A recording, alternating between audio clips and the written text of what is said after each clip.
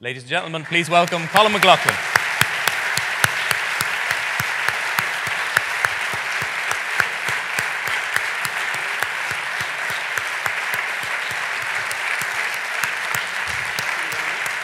How are you doing? Good, thanks. I think I missed it. Colm said to me as he came up, I think I must be dead for that reception. Not just yet, not just yet. Anywhere you want, Colm. Thank you. That's great. Hi, good afternoon, everybody. Colm, I mean, we'll talk a little bit about the future in a few moments' time, the present and the future, but I mean, from some of those images there, we got an impression of some of the real early days. I mean, just give us a couple of impressions of Dubai when you first landed. We've seen all the infrastructure that's been the source of your growth since then, but what were the first impressions when that plane door opened in Dubai in 1983, you and your team?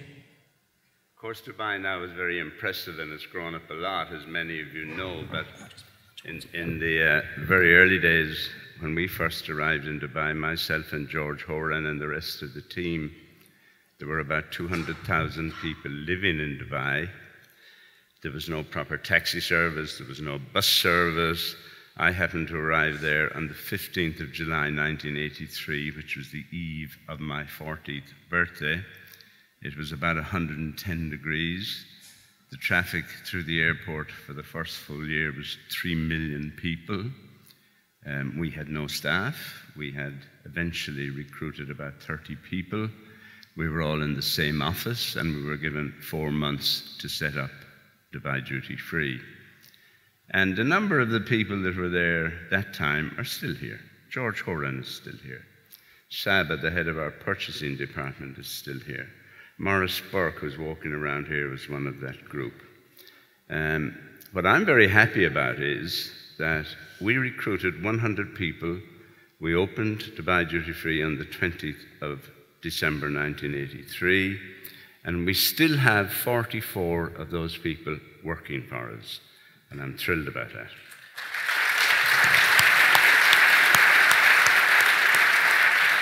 That's a long answer, Dermot. I didn't mean it to be that long. I mean, there must have been some pretty interesting moments in the startup trying to design a new store, duty-free store in an airport where there had been no duty-free initially, trying to buy goods for the store. I mean, I guess some interesting conversations with suppliers who are these days beating your door down. The plan that time was that there was an old kitchen at the airport. It was being converted into a retail area. It was going to be given to concessionaires who previously operated at the airport, and on our advice to the Department of Civil Aviation, it was decided that it should be run by Dubai Airport itself, i.e. the Dubai Duty Free. And sure, there were interesting stories. I remember the very first training program we did. It was in a tunnel under the airport. We had 2 oil barrels. We had a plank across the front of it, and I was stood on it telling people how we would operate the duty-free tomorrow when we opened. These people had never, ever been in Dubai. Many of them had never worked in a shop of any kind. Many of them had never worn what we call shoes in their lives. And we were telling them what would happen tomorrow. I remember because of the former concessionaire at the airport who sold gold. We had no gold to put on sale on the day we opened. So the previous evening, myself and George Horan went down into the souk, completely on trust, completely on personal relations. We walked back into the airport that evening with 280,000 dirhams worth of gold in our pockets and put it out. No payment, no orders. That's what Dubai was like. And that was, you know, Saba Tahir, who's the boss of our purchasing, designed our first uniform. She used to work for PIA. She said, I know uniform business. And we said, okay, design a uniform. And that's how it was. We had to do registered training. We had to arrange transport. We had one store, 5,000 square feet. It had no air conditioning in it. We could not keep confectionery in there because it would melt. We now have 28,000 square meters of storage. We have 47 vehicles transporting this thing. So, of course, there has been changes. But the fun was at the beginning. Brendan O'Shea, who used to work with us, and myself, we went down into the souk, and every store we went into, every importer we went into, no matter what we said we wanted, that person said, yeah, we sell that. We're the agent for that. We had to give up and go to the Chamber of Commerce, buy a catalogue which said, such a company is the agent for this. I'm happy to say, am I too long? No, you're good. I'm happy to say that now, all these years later, 72% of everything we sell, we buy locally from the agents and distributors. And of course, our input into the economy of Dubai is huge. Yeah. Thank you, Dermot. Yeah, I mean, in terms of, getting brands, I suppose, also to talk to you. I know some of the early days there were interesting conversations around supply and whether brands wanted to deal with you at all. When we went to Cannes first, or Nice, or whatever it was in those days, many, many people had never heard of Dubai. The closest somebody would get to it is that somewhere in Saudi Arabia? I remember in 1984 we bought a thing called a Graphic 4000 machine. It was for pricing merchandise. I asked the lady where the nearest service agency was, because I was trying to find out if we wanted to buy different fonts, how we would do it. And the lady thought for a while, pretended she looked up a book, and she said, yes, the nearest place is Louisiana. When we went to Cannes, we couldn't buy anything unless we opened letters of credit. Where is Dubai? Who is Dubai duty free? It was difficult to meet people. We had a small team of people there, myself, my wife, Breda, Archie Sharma, and a few others. People wouldn't see us because they'd never heard of the place. Now we can't walk through Cannes, but we're attacked from all sides, and that's terrific. That's what you call progress, Colm. 3 decades living in the Gulf now, fast forward to today. I'm sure many highlights. You pick out 2 or 3 of your time there in terms of Dubai duty free that really stand out?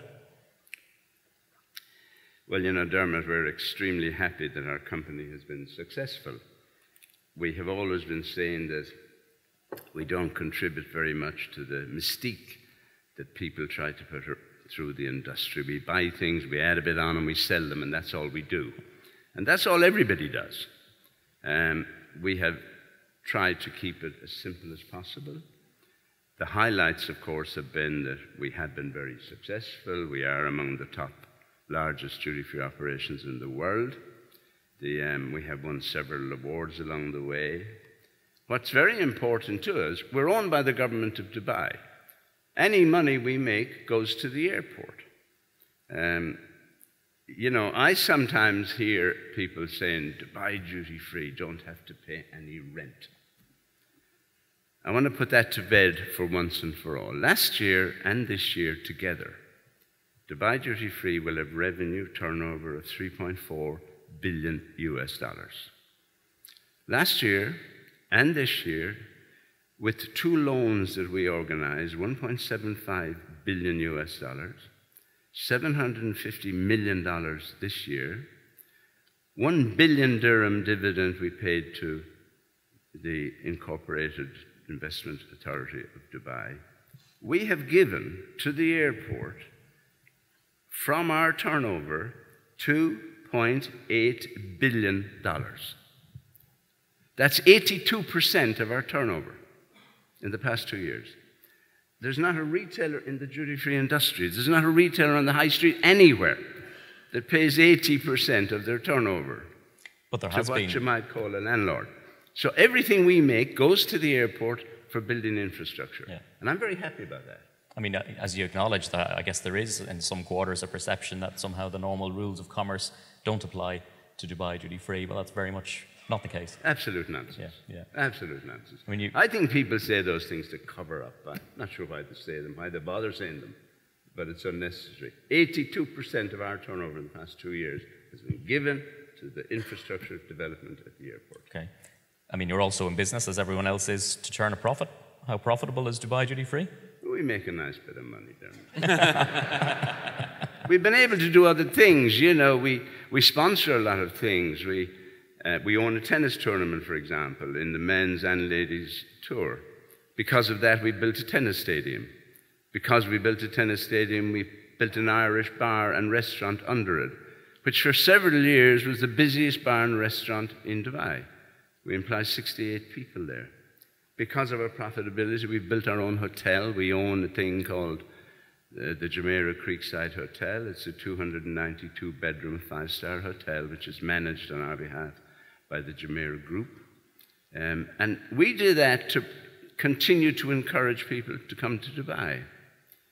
We sponsor horse racing in the UK. We sponsor the Dubai Duty Free Irish Derby. We sponsor a horse race in the Dubai World Cup.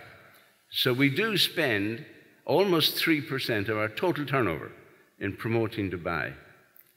But we don't pretend we're great because we do that. We were instructed by His Highness Sheikh Mohammed in the early days that this was part of our duty. So we all talk, and sleep Dubai duty free. And it's very much part and parcel of the promotion of Dubai. Okay. We have our foundation and stuff like that, yep. Which is terrific, you know. I mean, fast forward again to today. I mentioned the sales target, 1.8 billion, I think is what you're approaching this year. You can maybe confirm that. And I mean, really some of the factors that are driving that and continue to drive your growth into the future. We will have turnover this year of 1.8 billion US dollars, or in our own talk, local talk, 6.5 billion dirhams. It's on target. We're going to end the year 11% up on last year. What is interesting to us, to do that, we're going to sell 74 million items of merchandise this year. To do that, we're going to do 24 million transactions on our registers this year. And if anybody has a piece of paper, if you work that out, it's one transaction every second. So we sell something every second of our lives in Dubai Duty Free. And we have a load of trivia. We call it trivia of the quantities of various things we do. We're happy we're the single biggest retailer in the duty-free business for Rolex watches.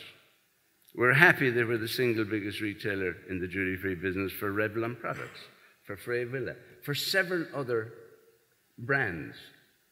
But we do it all ourselves. It's a little bit like Attar was talking about yesterday. The Dubai Duty Free is owned by the Dubai government. The Dubai airport is owned by the Dubai government. So we're all kicking, if you like, with the same foot, you know. What do you think is the traveling consumer's view of Dubai Duty Free, and what would you like it to be? What can you do better, perhaps, to enhance that perception? Well, you know, we learn every day, and we make mistakes every day, and we try and improve it. I think our reputation is good.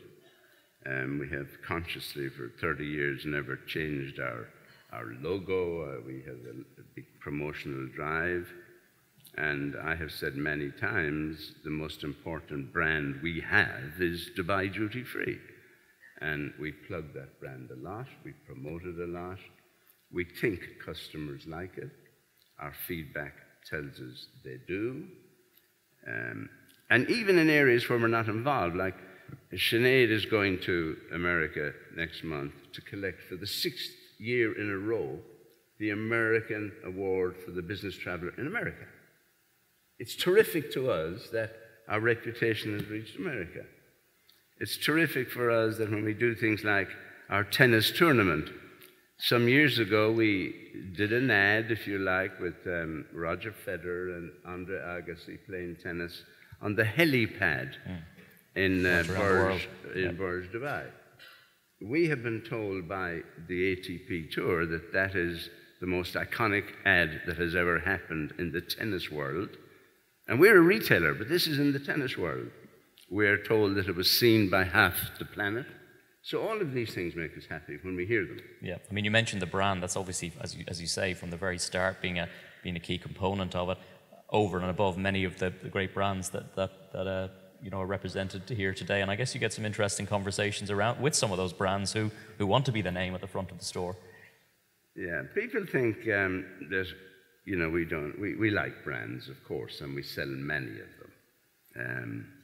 And there are some other brands that we do not sell because they do not want to supply unless they operate it themselves. And that's not a runner because we operate the retail.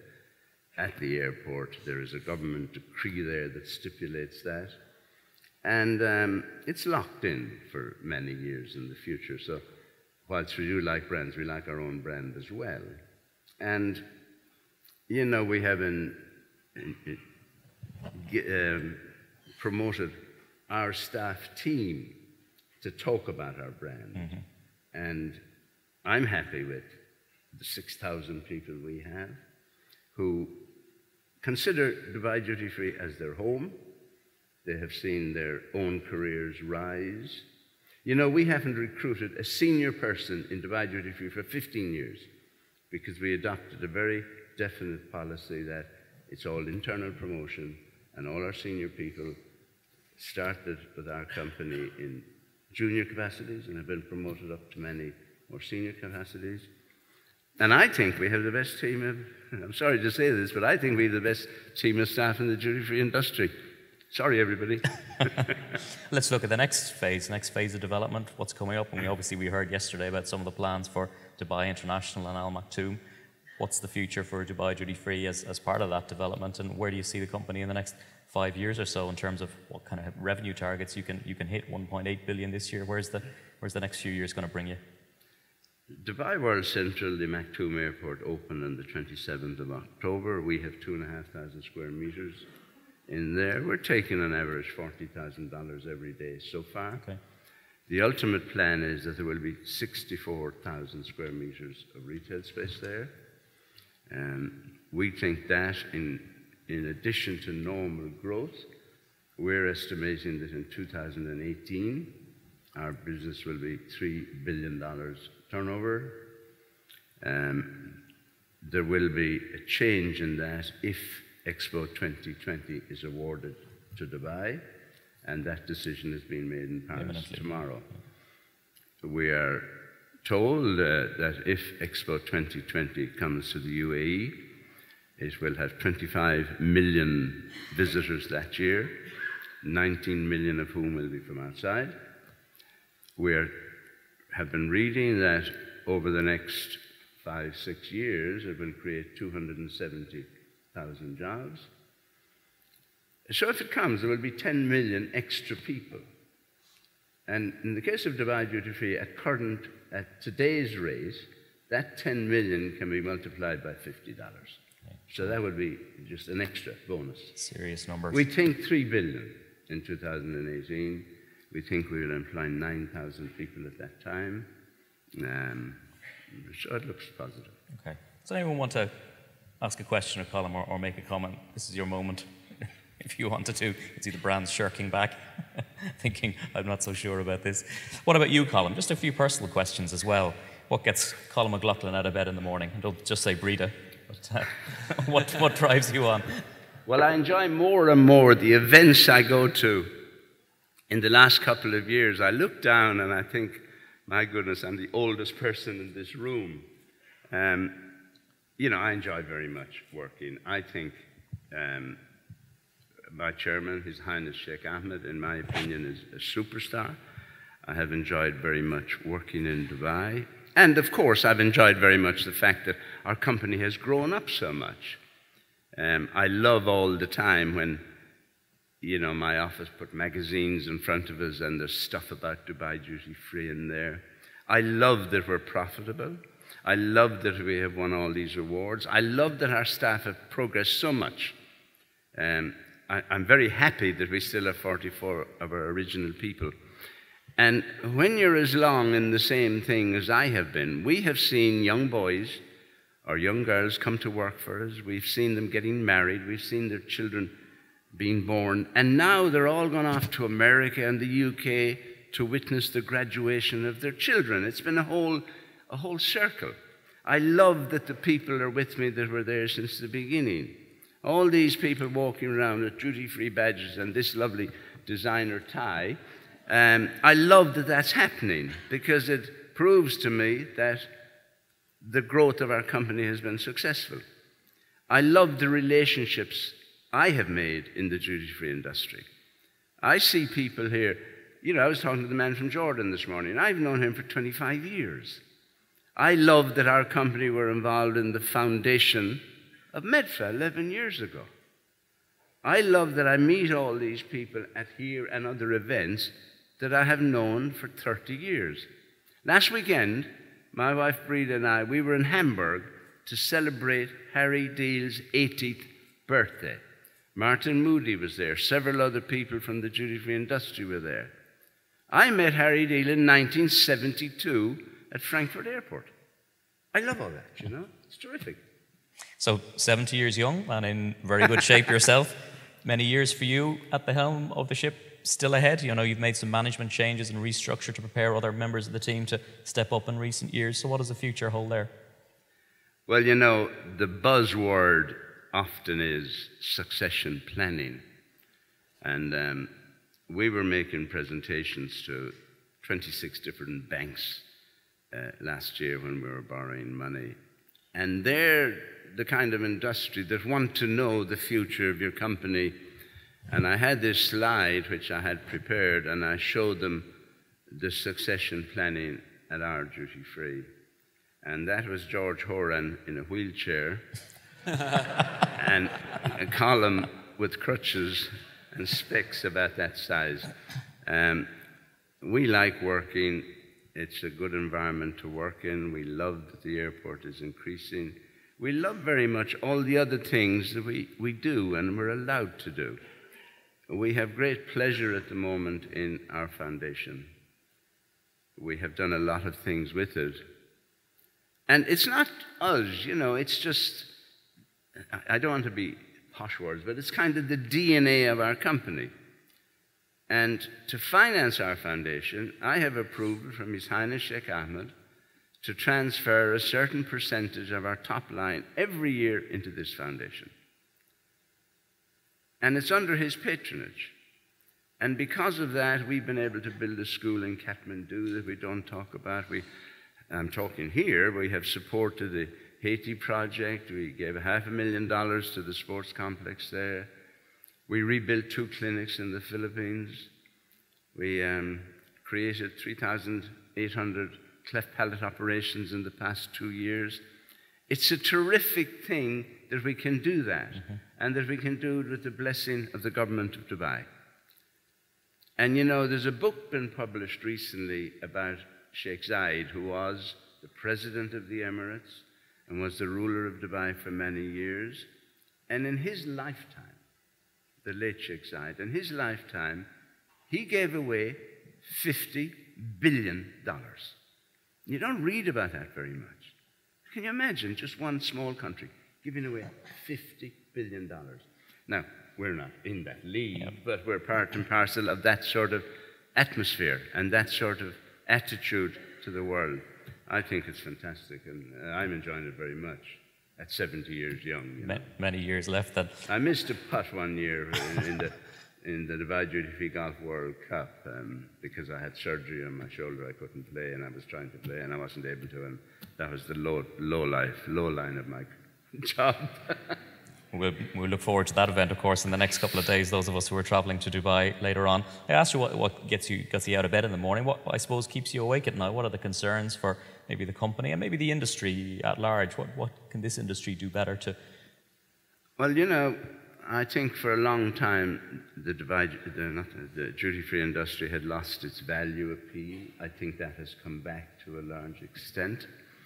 I like very much, and I see it all the time, all the fantastic, smashing young people that are coming into the industry. And they, of course, are the future of it. What gets me out of bed in the morning is the ease with which I can work.